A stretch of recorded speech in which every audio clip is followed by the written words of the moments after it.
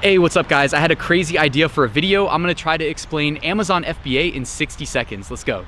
So to start, you need to find a product to sell. I recommend looking at Amazon, using BSR as your guide, and finding products that people are actually buying, because if you sell a product no one's buying, you're gonna fail, right? You're not gonna make any sales. Now you can also take that a step further, evaluate your competition, and try to find something that's got low to medium competition, which is gonna increase the likelihood of you succeeding, of course.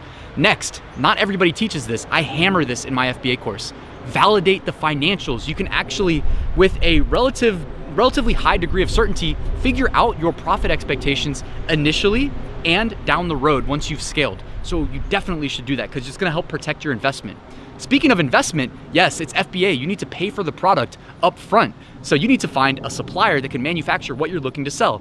I typically go to Alibaba.com. I typically reach out to about 10 different suppliers for whatever I'm looking to sell, because you don't hear back from all of them. Some of them you hear back from and it's not a good fit.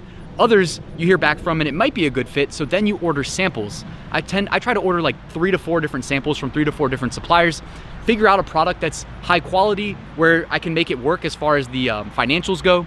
Then I move forward with that supplier. I place an order with them for mass production. Next, I need to go to Amazon. I need to make sure that I've got that product listing created, even if it's just a shell of what the listing's eventually gonna be in the future, because I need to generate the sticker and carton labels for this FBA inbound shipment. Part of FBA means we're gonna ship it to Amazon. They're gonna store it and fulfill the orders as they come, and this also makes it Prime eligible. So I need to create the listing, then create an FBA inbound shipment where I tell Amazon how many units I'm sending in, and they need to know things like the dimensions and the weight, of course, because they're gonna put a limit on how much you can send in initially. So in doing that, Amazon also says, hey, here are the sticker labels, put 1 on each product. Here are the carton labels, put 1 on each carton. I send that to the manufacturer. They produce the products, they put the sticker labels, they ship it to FBA for me, or if you have a freight forwarder, you can work with them. I personally put you in touch with my freight forwarder that I've been to China and met personally. If you join my FBA course, just throwing that out there.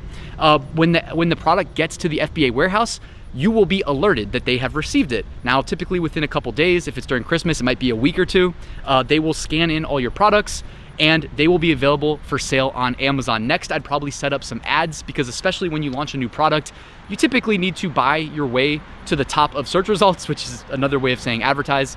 And that's pretty much it, guys. From there, you just keep making sure that your listing, of course, I guess you need to circle back and optimize that product listing if you didn't do it already. Typically a good time to do that is while you're waiting for that first production run. But that's pretty much it, guys.